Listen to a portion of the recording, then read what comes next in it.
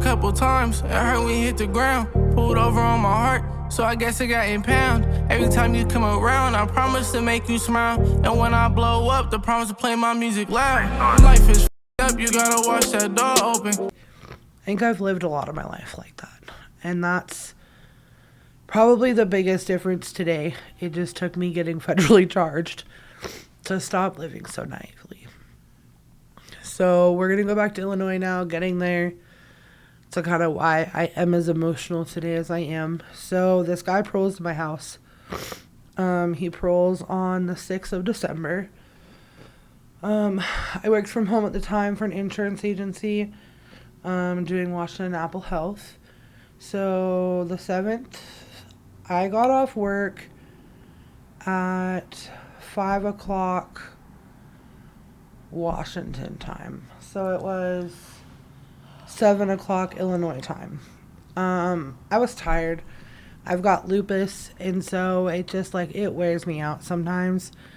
It wore me out a lot working, but I had left, and I don't know if it's cold in here or I'm just getting emotionally cold. I don't know what's going on, but I'm getting cold and getting chills. But I left work. I went to sleep that night, but I was just going to take a nap, and then I figured I would get up and cook dinner, whatever.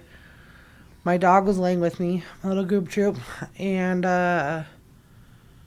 when I woke up, he was petting my dog. It was weird, but my thought process was, okay, maybe this dude just doesn't know boundaries. Let's set him.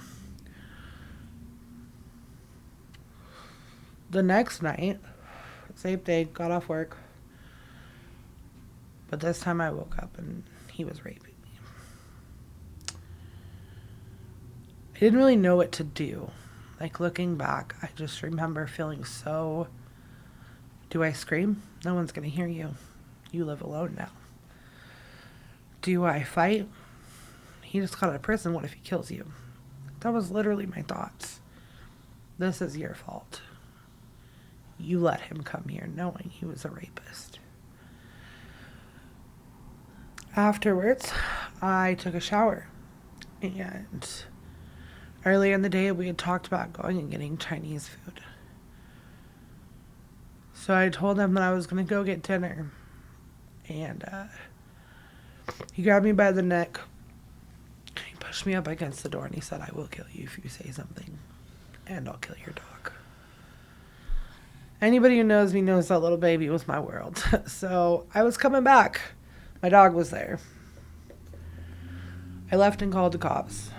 I didn't really know, but I didn't right away. I drove around for 2 hours. Really didn't know what I was going to do. Called the cops. Ended up having a rape kit done. They took him back to jail that night.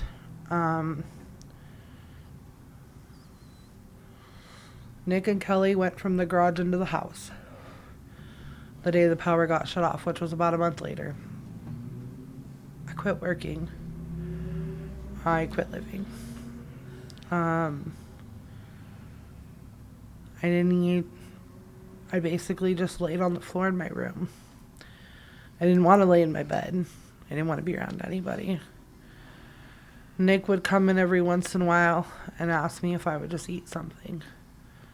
Sure. Power was off. It didn't matter. Nothing was warm. It was the middle of winter. He asked me how much money I had, and I told him, and he said, if you give me $100, I'll give you back $300. I still, at this point, did not know they were addicts. I really didn't. I grew up very sheltered in Libby. And I feel like you grow up one of two ways there. You grow up partying or you grow up sober. And if you grow up sober, you don't interact with people that are partying. It is what it is. I didn't see the drug life. I had never seen drugs before I went to Illinois.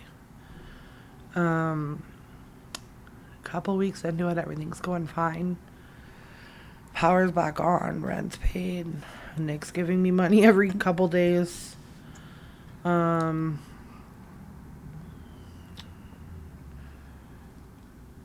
some point, somebody says, hey, he's gonna kill someone the way things are going. And so I sat down and I asked what they meant. And they just said, basically he was doing things he shouldn't have been doing. And then somebody died. And they died because Karen told this guy that he could get higher if he took not Xanax, maybe Ambien, something like Xanax with the fentanyl. In Illinois, fentanyl is not like it is here, at least from what I've experienced it here. Here, I guess it's a pill. Down there, it's a capsule. You get it as a rock, crush up the rock, mix it with some Dorman, Benadryl, whatever, put it in a capsule, and that's how you sell it. $20 pop. Killing doing it. So basically, she told him to take the capsule apart, mix the whatever it was with it. He ended up dying of an overdose that night. I was like, you guys can't do this anymore. Like, I know that dude was just in my house. Like, what is wrong with you people? And I had started seeing a guy. His name was Derek. And sorry, legally, I'm trying to think of how much this thing going to. So Derek and I were seeing each other, but he worked up in St. Louis, and so he stayed at my house on the weekends, and then during the week he went to St. Louis. Hold on one second. I might just do this a little differently. So I was driving up every weekend, so I picked him up on Fridays, but I usually go up like Wednesday and see him because it was an 1.5-hour drive. And I figured if I did that, then we could spend time together. Hold on one second. So I was driving up there a lot. I met his family. He had a motel room that he shared with his dad and his stepmom. But then, since we were together all the time, they ended up getting another room for him that I would stay in when I went up there. His dad was like the guy. I don't know any better way to say it, but he was it. And his dad had told me one time I needed to take a package for him back to Murfreesboro, which is where we were living. I said no. And that led to probably knowing the parts of my story you do. I'm going to tell you this was probably the worst night of my life. And I'm almost to it. So I'm going to read something because it covers that night without going into like anything bad, but it's kind of long. That night I went to the gas station and my life will forever be changed. So I wrote this after a bullshit ass prosecutor gave a rapist piece of shit a bogus ass deal. So this is what I wrote. I'm so mad right now. Like, I don't know if I'm just mad or heartbroken. So I wrote this 1.5 years after it happened. So that night was March 22nd, I think. So you figure I got raped in December. This happened 3 months later. But I'm writing this 1.5 years later. So I said I was not doing anything wrong at the time. I was not doing or selling drugs. I was getting cigarettes after leaving my boyfriend's house. Some of you know bits and pieces of my story, but I'm going to tell you more details today. Anyways, I Googled cheapest place in St. Louis to buy smokes. That was still open. It was very late. It took me to a gas station in East St. Louis. Not being from here, I didn't know the danger. For those of you who do not know, because you're from over here, East St. Louis makes Chicago look like a plaything. Like, Chicago is not nearly as serious as parts of St. Louis are. I had my dog Goofy with me. I figured I would go get smokes and a drink for both of us. When I pulled up there, there's this dude sitting in his car. He starts talking to me, even flirting a little. I laughed it off when I go inside. I got me a drink, the smokes, and a couple auto tickets and go to my car. He starts talking to me again. I look at Goofy and realize I forgot his water. So I go back in. When I come back outside, he's now standing against his car next to mine. So originally he had backed in with my car right here. So originally he was standing outside of his driver's side door. But then the last time I'd come out, he had gone around to his passenger side next to my passenger side. So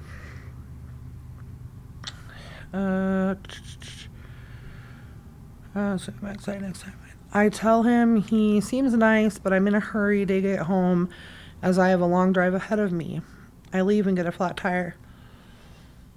He loops back around and stops. Says he lives just a couple blocks away and can fix my tire. We put a little bit of the green goo in the tire that I had in my car. I follow him to an apartment complex where he runs inside, then comes out, gets in my car. He said it was like his cousins or something. They didn't have what he needed there, so he sits in my car. We talked for a minute. I tell him I have a boyfriend. He gets out of my car, tells me to follow him to his house. It's across the street. In my head, part of me thought that, okay, well, like, this dude's a little flirty, kind of weird, but, like, he wouldn't be flirty if he wasn't a normal guy, you know? So, it was a little weird that we didn't just go to his house to begin with. But the other part of me felt a little bit safer just because why would we stop at his cousin's first? That was just weird. My thought process was, okay, so he's trying to get this fixed faster. Anyways, so we got to his apartment. I pulled off to the side. It's an apartment complex. He goes inside, comes out. Like a couple minutes later, he has a blanket in his arms. Still see it plain as day. He hands it to me through my car window. He says he doesn't want me and Goofy to get cold. He then puts a gun to my head and tells me to give him everything I have. I try to give him my purse and tell him it's all I have. He keeps screaming and says he knows it's not all I have. He walked around the front of my car while pointing the gun at me. I tried to call 911. He hits me in the face. My phone hits the ground, and at this point, he's beating the shit out of me. I have a scar right here that's from that first blow to my head. So he's beating the shit out of me inside my car. He keeps asking me, do you want to die? I said, yes, kill me. Please just kill me and get it over with. At this point, pretty positive I'm going to die anyways from him. But if I can take the power away from him, maybe I have a chance to live. I tried to get out, but I'm worried about my Goofy. He comes around to my side of the car, starts punching me, smacks me across the face with the gun, busts another hole in my forehead. We fight some more. At this point, I can't see anything. There's so much blood running through my eyes. I'm so worried about my dog. I keep yelling for help, literally screaming, someone please help me. God help me. Please, someone help me, over and over again while this man beats me and I fight for my life. At one point, I had complete control of the gun. If I pulled the trigger, I know that he would die. And I know that I couldn't live with myself. I try to take the gun from him to throw it. He gets control of the gun and shoots at me. The first shot, we were standing, it was like this far from my face. I'm still screaming for help. Now we're on the ground fighting, and he gets 2 more shots off, which later were about this far from this side of my face. I hear footsteps, thank God. Someone's coming to help me. Joke's on me, it's his friends. Dude, she's dead, as they stomp on me, hit me in the head. A few more times with the gun. I feel my spine crumbling, my body breaking, and then I can't feel anything anymore. I was in and out of unconsciousness. I called my dog, who was covered in my blood, literally a white dog, just red. We stumbled to an apartment. I knocked on the door and was told to go away. I went to the next apartment. I knocked and I was told to go away. I said, please help me. I was told to go away again. This happened 2 more times before a young girl said, "I'm calling 911, let me get you some paper towels." I can't see her, I can barely hear her voice, everything around me is so loud. I drenched a roll of paper towels. When they see the sirens, the young girl's mama tells her to go inside, tells her it's not safe, tells her that they did all they could do for me, and asked me to go away from their door. As I stumble towards the lights, holding my dog, it's cops. They call for an ambulance. They asked me what happened. I tried to explain it. I had walked over to where I was shot. I blacked out twice on the way there. I stumble and fall, and the cop would help me get back up, and we'd go again. Finally, the ambulance gets there. The cop goes to take my dog, and I ask him what he was doing. He said, "Ma'am, you can't take your dog with you. You will be able to pick him up from the pound when you get out of the hospital." I said that I'm not going there. I sat there for 20 minutes, bleeding out, waiting for them to get the okay for me to take my dog. I told them he was my service animal, and I have permission to take him on a train, on a plane, in the store, but I can't have him the one time I really needed him. There's got to be a law against that. The EMT asked me if I really had paperwork. I said, yes, I do. He said, all right, let's go, because if we don't, you're going to die. I got into the ambulance. I have no clue how we got there. I do not remember the ride to the hospital. They stitched up my head. My dog and I went to this room with shower heads all around us. Literally, it's like this big ass room, and there's just like shower head after shower head after. It was so weird. The whole room was just shower heads. No, it was not a jail. It was at a hospital. It was a room. Okay. I washed my red dog. He's slowly becoming white again. I cried and I held myself. They had already done their rape kit. They had everything they needed. At one point, the nurse came in and asked me what happened. I told them what had happened. They put me on suicide watch. I even told them the only reason I told him to kill me was because I was trying to take the power from him. They didn't care. That night, 2 detectives came to the hospital and they asked me a lot of questions. They treated me like shit. The next morning, my little dog and I went down the hallway to take our shower. As he pranced beside me, not leaving my side, I tried to take him outside and I was told I couldn't leave the building. I had to give my dog to a security officer to go potty with no leash, because even though I could barely walk, they were worried that I would run away. A detective came in that morning, Detective Busso. When he didn't judge me, he didn't judge me. One who could tell I was just hurting, and he was real with me. I told him what happened. He tracked my phone, which was what I told the officers that night before it was in the car and what could be tracked. They found my car, but they had it towed. The car wasn't in my name, it was in somebody else's name because I was running from my ex-husband and I didn't want him to be able to track me. She would not let me get my car back. She was afraid it was not real. So I had to take an Uber all the way home, an hour and 45 minutes away. When I got home, my house was robbed. I had nothing left. The girl I was letting live with me, I really trusted. I didn't care. I had a puppy. Her name was Jazzy, who was being babysat by my friend, and I just wanted to snuggle her. So I asked for her to be brought home. I snuggled with her for a little bit, and then I went and I took another shower. While in the shower, that same dumb cunt, yes, Karen, you're a cunt, stole my dog. For 2 weeks, I cried every day because on top of everything else that was going on, now my dog got stolen. My will to fight, my will to continue with life. I just lost my dog, my will to fight, my will to continue with life, and I made really poor choices that I'm not proud of today. Finally, a cop listened to me. I told him where she was, and he went and got my dog for me. The woman who stole her name was Karen Williams. She never got in trouble for stealing my dog, even though when I got her back, she had a broken leg. I took her to the vet.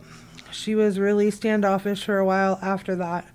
Unfortunately, the trauma didn't end there for her, and she was put down almost a year later. I'm going to skip forward because I don't want to go into details of the other crap I dealt with. On June 10th, 2023, I got a call from the prosecuting attorney from St. Louis, and he told me I had to tell him my story, so I did. I realized for the first time, I don't ever tell my full story. I just tell people I was assaulted, and I leave it at that. It has allowed me to heal, not telling everyone everything, but telling him my full story opened every wound. The night before that was the last night I got a full night of sleep, and a full night is about 6 hours. He told me I needed to come in that Friday. Okay, so I'm not going to actually read the rest of this because, I mean, I can show you some of the pictures, like, of my head and shit. Well, and you can send them to John's self or the messenger, and we'll put them in. They're kind of bad, but it's okay. The rest of what I wrote was because that stupid fucking piece of shit prosecutor made me watch the video where I was assaulted and raped because they had everything. And then he told me, he said the minimum this guy's gonna get is gonna be 45 to life. And then he offered him a deal for 5 years after making me watch that video. And it really fucked me up because it's like, I feel like if I didn't have to watch the video all over again, I probably would have been okay. And I wouldn't have been so mad at him. But you have all the evidence. He had the evidence from him popping my tire at the gas station to him raping me and beating the shit out of me and his friend, and it didn't matter. I didn't matter. I was just another fucking person, you know? So this dude's actually out of prison by now because he got out on good time. Anyways. Back to the guy in December. So after this happens, so after I was assaulted in March, Derek's dad called me and he said, "Are you going to listen this time? You going to do what I tell you to do? Or are you going to ignore me again? Because lessons are easy to come by." I knew what he meant. Everybody knew what he meant. The guy that assaulted me was a GD gang member. My significant other was a GD gang member. Alan was a GD gang member. And we all knew what everybody meant. So I did what I was told. I was a mule. I did what I needed to as I felt, stay alive. Derek and I were in a relationship on paper. And we slept in the same bed. That's the extent of our relationship. For me. Because I could never have emotions for somebody that I literally felt was my babysitter. That's what he was. And in August of 2022. So I actually got arrested in June of 2022 with my now co-defendant. And when we got arrested, I guess somebody had told the cops that we had a bunch of meth on us and shit, and so accusations were made, like, it was on us when we went to jail, whatever. At the time, wasn't a felon. So I took accountability for a gun that wasn't mine. And that gun today is probably what's going to cost me 10 years in prison. But I said it was mine because I really loved the person I was with. Like, he was one of my best friends. I never thought he would be the one to put me in prison, but he is. Sorry.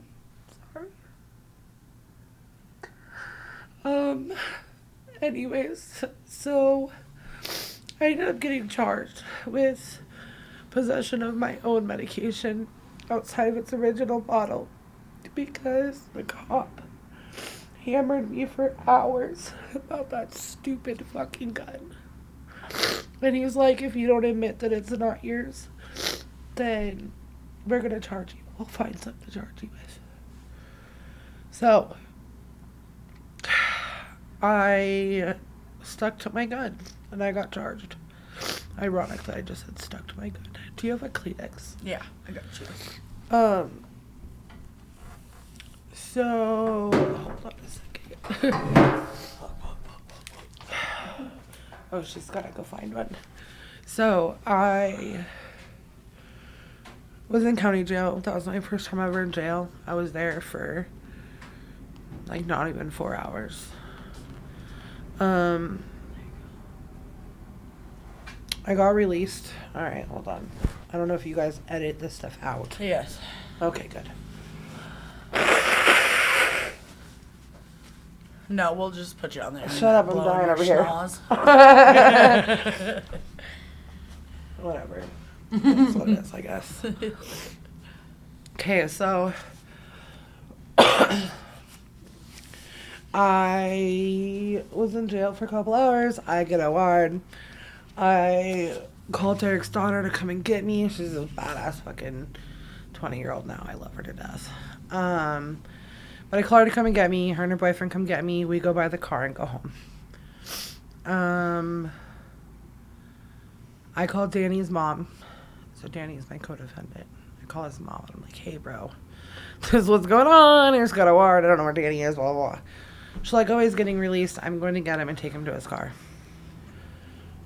I thought that was the end of that. Like, I thought we would move forward. I would go to court, prove the meds were mine, and we'd be fine. Not in Illinois. If you take nothing else from this stupid episode, take this. Do not break the law in Illinois.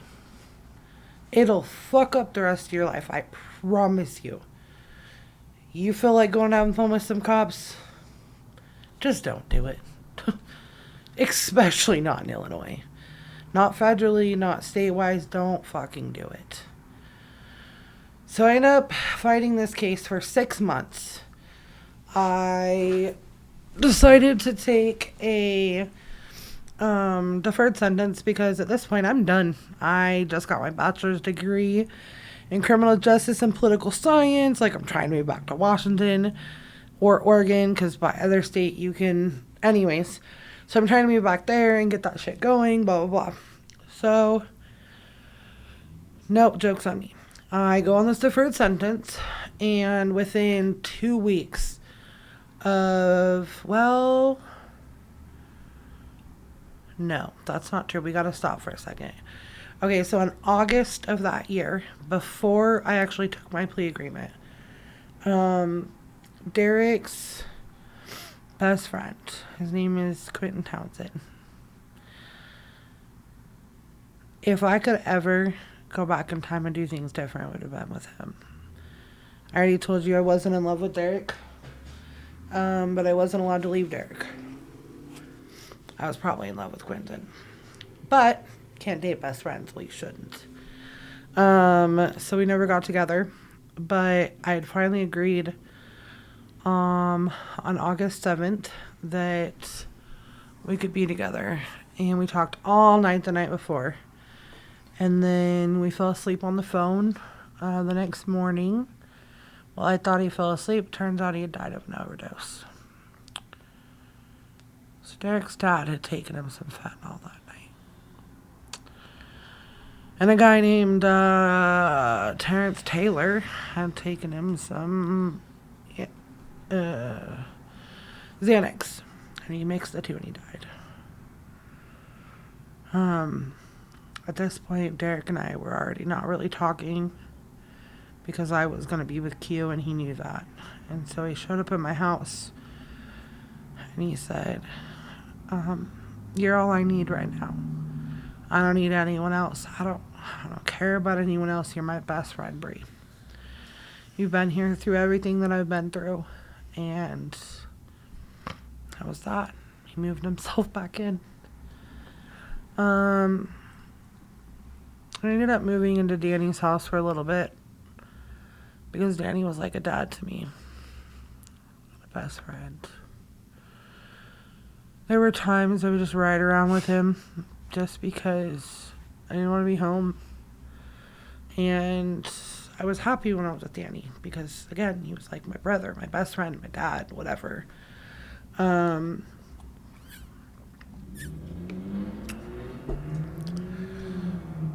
October, so then I moved again. Derek told his dad we were done. His dad hit me with a back up. So then, middle of August, I end up overdosing on fentanyl for the first time. Derek and I had gotten pulled over, and Derek was a fentanyl addict. We got pulled over. He stuck his fentanyl cap in my daily pill thing. I've never done hard drugs. I was prescribed hydrocodone because of my lupus, but I'd never done hard drugs. So Sometimes he would steal my hydrocodone, so there were some times that I'd taken Suboxone because I didn't want to go through withdrawal. But I'd never done hard drugs. And so I took my daily meds a couple days later and woke up in the back of an ambulance to someone screaming. End up calling Derek, and Derek was like, oh my God. He remembered putting that pill in there. So he told them. Thank God they'd already Narcaned me like 6 fucking times. Fell